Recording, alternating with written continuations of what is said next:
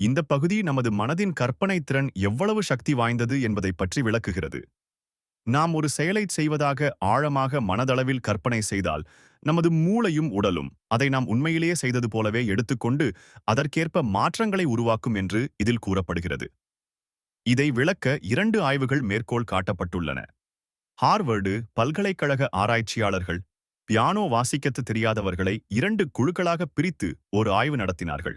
முதல் குழு 5 நாட்களுக்கு தினமும் 2 மணி நேரம் பியானோவில் ஒரு குறிப்பிட்ட விரல் பயிற்சியை 5 ஃபிங்கர் பியானோ எக்ஸர்சைஸ் செய்தார்கள்.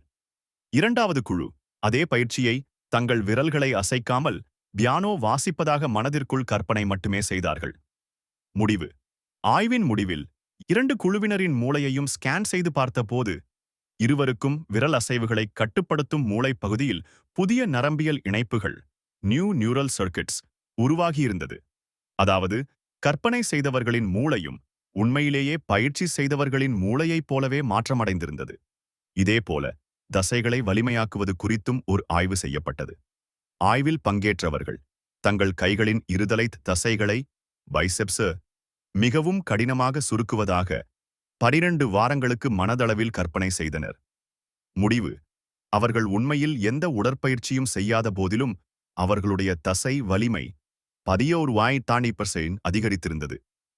இந்த வலிமை பயிற்சி நின்ற பிறகும் 3 மாதங்களுக்கு நீடித்தது. முக்கிய கருத்து: இந்த ஆய்வுகள் மூலம் நமது மனம் மிகவும் சக்தி வாய்ந்தது என்பது தெளிவாகிறது. ஒரு செயலைச் செய்வதற்கு முன்பே அதை மனதளவில் மீண்டும் மீண்டும் கற்பனை செய்து பார்ப்பதன் மூலம் நம் மூளையை அந்தச் செயலுக்கு தயார்படுத்த முடியும். நம்முடைய கவனமும் நோக்கமும் நம் மூளையின் அமைப்பையே மாற்றும் சக்தி கொண்டது.